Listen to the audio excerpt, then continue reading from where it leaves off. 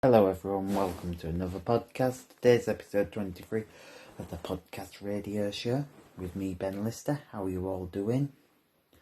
Yeah, episode 23 today with John Fox and Simon Monk. We chat a bit about broadcasting and radio. It'll go out on Hull Kingston Radio eventually. So, without further ado, here's John Fox and Simon Monk. Here it is. Hello, everyone. Welcome to another podcast. It's 2021. Welcome to episode 23 of the Ben Lister Podcast Radio Show here on Hull Kingston Radio 107.4 FM. How are you doing today? It has been a while. How are you all? Right, the aim of this series is to chat of the great and good of the radio and entertainment community, which is brilliant. If the last 22 podcasts are anything to go by, this one will be a cracker.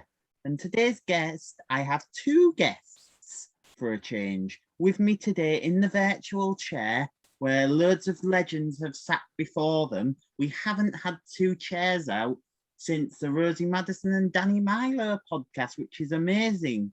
But with me today is from Hull and Viking FM and other stations is Hull's very own John Fox, is radio son John Fox, and also from Viking and other stations, it's Simon Monk. Hi guys, welcome along. How you doing? Hi Ben. How are you today?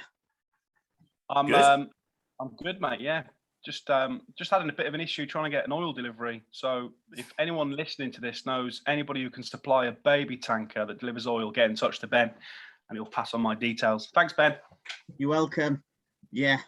Anyone who's listening or watching to this knows is a tanker driver in the Hull region or any other region around Hull. I'll give you John Fox's details. That's good. 6 questions today about your radio career, guys, if that's okay. Yep. 3 each. You ready to rumble in the jungle?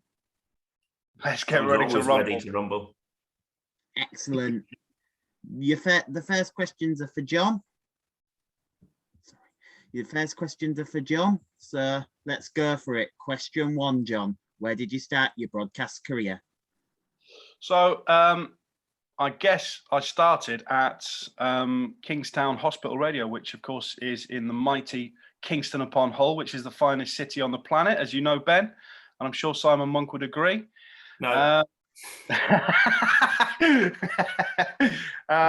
So I started doing hospital radio when I was 12 years old. I said to my mum that I wanted to be on the wireless. So she got in touch because my mum did everything for me, from trying to get me a job to wiping my bottom. And she got in touch with Kingstown Hospital Radio, and they said I was a little bit young, and because of insurance reasons, I'd be more than welcome to go back when I was 16. So on my 16th birthday, Ben, I spent my birthday with a guy called Matthew Rudd, and sat on his show on hospital radio, and from that day, that was it. I was absolutely hooked. Is that Ruddy, who's now on Absolute? No, this is a different Matthew Rudd. This is a guy that so when I spent time at Kingstown Hospital Radio, a lot of the guys there, like Darren Leatham, who's a dear friend of mine, Darren Dolby, also a good friend, and Matthew Rudd, they all went on to get jobs on Magic 1161 and Viking. So obviously I was massively jealous because they'd made it onto the behemoth, which was 96.9. Yeah, Matthew Rudd was just doing shows on hospital radio. So I was just fortunate enough to sit with him and watch him do his magic. Yeah, and also you had people who are good friends of mine who have now gone on to other jobs as well. Like, did you work with my friend James Hogarth? Yeah, so I met James when I was at hospital radio, actually. And we both had the same desire to become professional. And I was desperate to get on Viking because I just adored Viking, because it was, at that time, it was just an incredible station. Commercial station. And then James Hogarth, who's a lovely, lovely guy. He's got a really, really stupid beard though. But he's an amazing human being. He wanted to really be on the BBC. So he works his way into the BBC, and for his whole career, I think it's his whole career, he's been at BBC Homicide, and then, yeah, he's done really well, James. Really, really good guy. Yeah, and also you have people like, you had someone who I know who does the breakfast show at our station, Pete Tyler, as well. Well, Pete Tyler, this is how inbred Hollis. Pete Tyler, lovely guy. Is he doing the breakfast show now, is he? He's doing it at Hull Kingston Radio, yeah, and he does a rock show as well. Well, tell him to give me a call. I'll give him some tips. Pete Tyler taught me how to drive. He was my driving instructor, and Pete Tyler is also a lovely, lovely man as well. Yeah, I haven't seen Pete for years, so wish him the best. But if he does need any tips on breakfast, because of course I'm a multi-award winner, tell him to give me a ring, Ben. I will do, yeah. And now we'll move on to question 2. Who were your broadcasting inspirations when you were growing up? So, look, you know what it's like when you're from Hull, Ben, especially when I was 16, 17. Everybody listened to Viking. Viking was just an absolute beast of a commercial station. They brought in all these young presenters, JK and Joel, Steve Jordan, who perhaps wasn't as young as the rest, but still very good on air. Scott Makin. But there's one guy who, he did the evening show, and I don't think anybody who's done your podcast would mention his name, but he was a big influence on me, because I just used to rush home and get so excited to listen to him. He was a guy called Cameron. I just loved his show. It was he's the reason why Darren Leatham is called Beard. It was the Beard Game on Cameron's show, and I thought Cameron was a great presenter. Loved Scott Makin as well, who did mids on Viking. Thought his style was superb. His voice was incredible. Obviously, JK and Joel, they were great as well. Very strong breakfast show when they were at Viking and Key 103. And also, Mark and Lard. I used to just love Mark and Lard. I've just got a real thing for them. I've got such happy memories of I used to live in Hull. My dad used to live in Cambridge, and he used to come and pick me up, and he used to take me out for days out. We used to go to Flamingo Land and Eden Camp and all the top tourist attractions in Yorkshire. And I just remember my dad just in tears of laughter at Mark and Lard, and that just made me so happy. And just their style and their comedy was it's just never been beaten. So I would say Mark and Lard nationally, and Cameron was a big influence when I was growing up as well. Yeah, and also one of the influences as well. Did you have Stephanie Hurst as an influence as well? Yeah, so obviously the reason why, because I work with a guy called Tom, who I know has done one of your podcasts, Ben, who's now at TalkSport. One of my greatest friends. Some of the best years of my life working with Tom. Pretty much 99.9% of the stories, Ben, of working and being friends with Tom, I cannot share on this podcast because they are not child friendly. But just the best time. And of course, we had Simon Green as our producer, and just collectively, we just had the best time. But anyway, and Stephanie Hurst. The reason why we got breakfast was because Stephanie was going to Galaxy to take on that huge radio station and that breakfast show there, which they did. I've got to say, Stephanie and Danny and was it Jojo? I can't remember now. Yeah, because that station was ran by the great David Lloyd. David Lloyd, yeah, who is, apart from Simon Monk, probably one of the greatest bosses I've ever had. Yeah, so the reason why Tom and I got the breakfast show is because they didn't have anybody else. So once Stephanie went to Galaxy and did that, I mean, it was an incredible breakfast show they did. I cannot argue that. It was brilliant. And it was tough to go up against them because they were just that good. We got the breakfast show because she went to Galaxy. So yeah, Stephanie, brilliant. I would say one of the strongest anchors. I said anchor in the industry. Brilliant. Yeah, she is. Yeah, and also you look at people as well, like who I've interviewed, Bruno Brookes as well. Yeah. I met Bruno Brookes once at. I was hosting an 80s revival night in Basingstoke. Excuse me, just choked on my coffee. And I met Bruno Brookes, but I was incredibly drunk, so he just kept trying to get away from me. Simon Monk, who is also with me here, one of my old producers and one of my best bosses. will tell you that I do have an issue with drinking. So it was quite a vague meeting with Bruno Brookes, but he seemed very nice. I just don't think he liked me because I was drinking too much Stella. That's about right. Oh, well, Yeah. I had the word with him quickly. Anyway, we'll move on to question 3 now. What is your favourite part about the job? I love making people smile. I love making people laugh, which is why I mentioned I worked with Tom, but I also did a breakfast show with a guy called Gulliano, who, again, just like Tom, one of my closest friends. And again, we had some of the best times ever with Mr. Simon Monk down there, who produced the show as exec producer.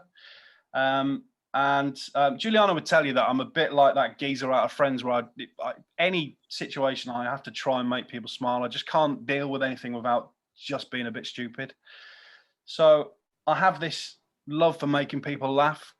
So I love that. I love being on the wireless and making people smile, be it people in my team that I'm working with. I mean, it was hard to make Simon Monk laugh because he is stone cold sometimes.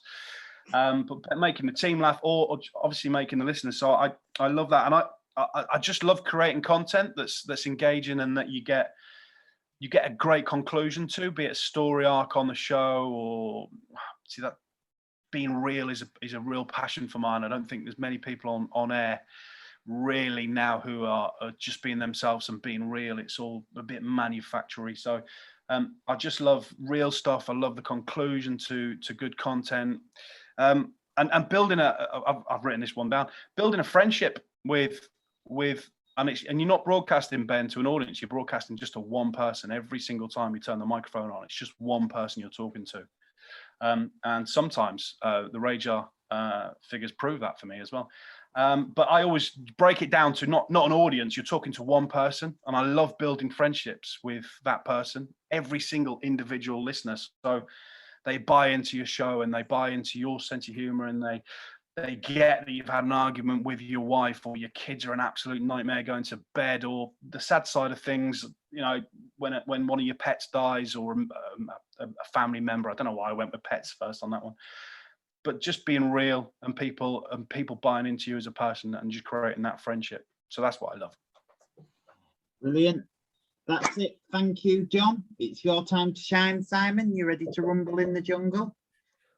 Yeah, I'm ready to rumble in the jungle. And John, if you want to join in at any point, you can do on any of these questions. I was going to reveal a few things when you were talking, but decided not to. One thing I will say about John that he didn't mention about his favourite part of the job is he genuinely loves the listeners, right? Genuinely, absolutely loves them. And whether that be on air or when he meets them in the street, he genuinely has this absolute love for the people that he broadcasts to. He doesn't think he's better than them. He doesn't think he's above them. He's one of them. And I think that's what makes him quite unique, actually, is that he absolutely adores his audience with a passion. Can I just say that's the nicest thing that Simon Monk has ever said about me to my face? I mean, I know he of course, Simon was my producer at BRMB. We don't call it Freaks, it's a stupid name. But he was my producer at BRMB, and he was my gaffer and producer at Signal One, another iconic station that we both worked at. And there was a time when, and Simon and I adore Simon Monk. I've got a lot of amazing friends from the industry, and Simon Monk is on that list. And Simon's has found it difficult to be quite public about what he thinks about me on air. And we were having a meeting once, Ben, where the sales team turned to Simon and said, "Well, what is it about Foxy? How is he any good on air?" Which is when we first started. And Simon turned around and said, "He's good at pressing the buttons." That was the most he could give me. Is that true, Mr. Monk? It is true, yeah. It is true, but I've had time to reflect and articulate now, so that's why I just said something nice about you. Carry on. Sorry, Ben. Question 4. How has COVID affected your life and line of work? Well, interestingly, I currently work for the FBS, so the Armed Forces radio stations across the world. My job is to look after all of the radio stations across the world and the live events team. And I started the job. I got the job in 13th of February, and I started the job on April the 1st to pretty unlucky dates. But I started 2 weeks before lockdown, 2 weeks after lockdown, actually. 2 weeks after lockdown, I started. So my entire career at BFBS has been on a screen, has been, like this. So you've got to come into a new job, build relationships on a screen. And I understand there were a few internal candidates for the job. So I got the job above some of the people who are now working for me. So it's affected my life quite a lot, Ben, to be honest. The whole career so far with BFBS has been on Zoom. I've met 4 people that I work with, and that was on the day of my interview.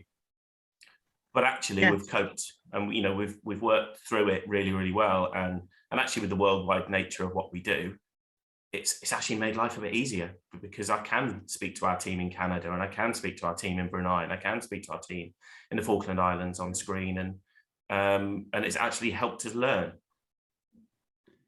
Wow. Question 5 now. What is your greatest achievement in your radio career? Apart from working with John, obviously. There's loads. I mean, you look at individual things, I guess, some of the stuff you've done, some of the radar figures you've achieved. 50% reach at CFM was a big thing. Then you look at some of those individual bits of content you've done. BFBS took over Radio 1 last Christmas for 4 hours on Christmas Day, which was massive. I know one thing that John absolutely loved that we did at Hallam was the Roadshow Caravan, which was one of the most creative ideas ever, and the payoff was, in the end, the accidental payoff was superb. But that was down to Big John Harrison and James Crooks, who pulled all that together with a guy called James Lett and myself, and that was wonderful. John Lee from 911, the thing that we did together. So we found out that the co-host of the show, Gemma, had a picture of Lee from 911 on her bedroom wall when she was a kid. And I kind of know Lee in a roundabout way. So we sent them on a date together, and we videoed it all and we recorded it all. And we had a secret earpiece in Gemma's ear, and John and Gulliano were giving her instructions on what she needed to do and say to Lee from 911. The video is still out there. Go out and find it. It is 10 minutes of your life that will be very, very worthwhile. That was great. Won awards. Getting to the church on time was a big thing we did at Hallam. Launching stations, as I said to you, Ben, before we started recording. I got the absolute pleasure to launch CFM with John Myers. I mean, it was just an incredible experience. There were 3 of us.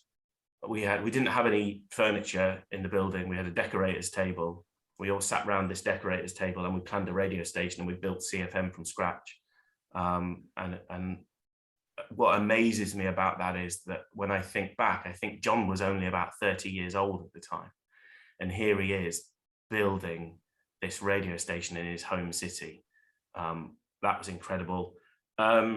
I love in BFBS, of course, because it's really worth it. When your audience is that special, it's the armed forces, it's really worth it. But if I had to say what the biggest achievement is, honestly, still being in radio 31 years after I started, a 31-year career in the industry, having worked for GWR, GCAP, EMAP, Bauer, Global, BBC, News UK, and now BFBS. I think the biggest achievement is to still be going at it and still loving it. Loving it as much today as I did in 1990 when I walked into Rock FM. So yeah, I think biggest achievement, still here. Brilliant. And the question to both of you now, both your advice to, last question on the list, both advice for your young aspiring broadcasters. Do you want me to go first, Fox, while you have a think? Yes, please, boss. Okay. I think it's the same as it's always been, really, in a lot of ways. Work hard, don't give up, find your style, don't copy someone else, be yourself, as John said earlier, be authentic, be yourself.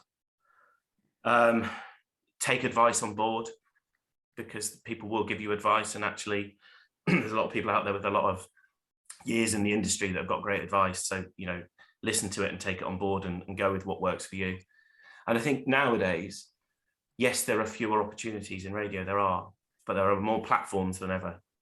So find your platform, and Ben, you're doing a great job of that. You've got your on-air whole Kingston radio, you've got your show there, but also you've got your podcasts, and you're getting yourself out there and you're getting yourself seen, and that's how you grow a career nowadays in the industry. I am planning to syndicate very soon. Well, there you go. So you just keep going, and that's, that would be, I think back to what, the advice John Myers would have given me in 1990 would have been work hard, keep going, don't give up. And what he'd probably end it with was, do as I tell you, team. And that would probably be it. John? I would just add to, everything that the gaffer said there, but I would just add to that, just listen to as much radio as you can as well, because Simon's right, don't try and replicate somebody, but just listen to as much radio, because there's so many different, well, probably less so now, but there's some really talented people out there. And just listen to how they do things, get in and out of songs. Because the other thing I think as well, if you're starting out, is to really think about what you're talking about, what comes out of your mouth, and don't just rabble along, just make it, every word count. But yeah, everything the gaffer said, Simon Monk's the man to ask for that. I think if I could give one piece of advice for on air, before you open the mic, what's your intention? What do you want the audience to do with this link? What do you want them? How do you want them to react to it? Do you want them to laugh? Do you want them to be wowed? Do you want them to call in? Do you want them to enter a competition? Have that one thing in your head. I think the old thought, one link doesn't really work in that way. I think it's one intention, one link. What do I want the audience to do with what I'm about to say? And if you nail that, you'll become as good as John Fox one day. Brilliant. And now I can say that I've interviewed both Foxes, because I've interviewed Neill and John. I met Neill Fox once at an awards do when I won NTL Best Newcomer, and I was really drunk, so I can't really remember it. There's an ongoing. All your stories involve being drunk, John. Mate, the thing is, if you talk to anybody, Tom, Simon Green, Barry Hodge, some of the Emma Jones, the Simon Monks, anybody that I've worked with, Gemma Howard, they will all tell you that I'm always drunk. So remember that. I was going to cut in earlier and tell the story about when we had to go on air after having an hour and a half sleep after the free radio Christmas party, but I thought it was probably inappropriate, so I didn't. Yeah, that's bad, mate. Thanks for bringing that up. Yeah, as I say, it's been an honour to have you. That's it for today here on Hull Kingston Radio. Hope you two have enjoyed being on a station in your Hull again. Loved it. Have you? Yeah, you have. Know what, Ben, is there any slots going? Because my presenting career is going down the toilet at the moment. Pete Tyler, move over. The Fox is Pete Mills, who's in charge of programming. Millsy. Right. Yeah, he knows about my drinking days. He probably won't give me a job. Never mind. Carry on. Sorry, Ben. I can ask him, because he gave Darren Leatham a job because of me. God, he must be desperate. I'll be honest with you, Ben. I don't live in Hull anymore. I live in Worcester, so it's a bit of a trip. But you can do this. Please, I can ask for you. Well, if you could just be so kind as to say hello to all my old friends up there, because I do miss the city a lot. Thank you, Ben. They are on this station, sir. They are on this very station, so it'll be fine. Yeah. Anyway, thank you for joining me here on Hull Kingston Radio, Simon and John. Thank you to you guys for joining me today. And thank you for you guys for joining me. Right, that's it from me. Please give it one more time for the two icons, Simon Monk and Foxy, John Fox. Thank you very much for listening and watching. And I'll see you again soon for another podcast radio show. But until next time, that's for the 150th time this year. That's a rah! That was my interview with John Fox and Simon Monk. Hope you really enjoyed it. Hope it filled a gap in your time. Hope it made you smile. Hope it made you happy. I've got a few more uploads coming tonight. 2 more on the podcast radio show. I'll be sharing some alternative audio from some of my interviews I did earlier this year. So stick around for that. And I'm going to upload a bit a Radio Legends episode, and yeah, I'm going to get the chat box podcast updated as well. Yeah, and just update everything really. So yeah, talk to you soon. Bye. See you in a bit. Bye.